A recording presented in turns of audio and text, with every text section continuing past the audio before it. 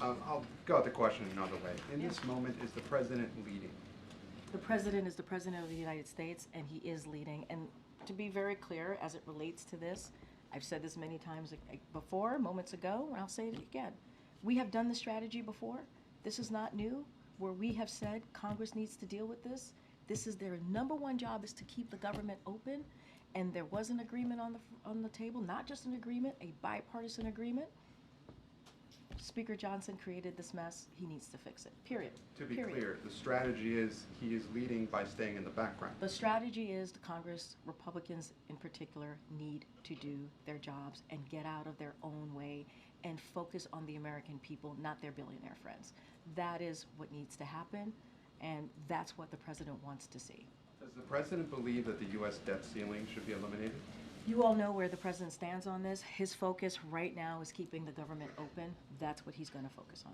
The vice president canceled her trip to California. Can you say why? You would have to speak to her office. I can't speak to that. And then finally on Syria, really quickly, the DoD said yesterday that there are about 2,000 U.S. troops in Syria. That's double what the administration has said beforehand. Why the discrepancy? So I would have to refer you to the Department of Defense to speak to troop numbers. That is their purview. That is something that we have always been pretty consistent on, that they have to speak to. I know that they said yesterday that the additional forces are considered temporary, that they are deployed to meet shifting mission requirements, but I have to leave it to the Department of Defense, to the Pentagon, to speak to troops. Last question, Yep. Karine, and I know you have tried to answer it several times, but shouldn't Americans hear from the President of the United States just hours from a shutdown? What Americans need to know is that you have Republicans in Congress, in the House, who got in a way, who stopped a bipartisan agreement. They got in the way. They created this mess.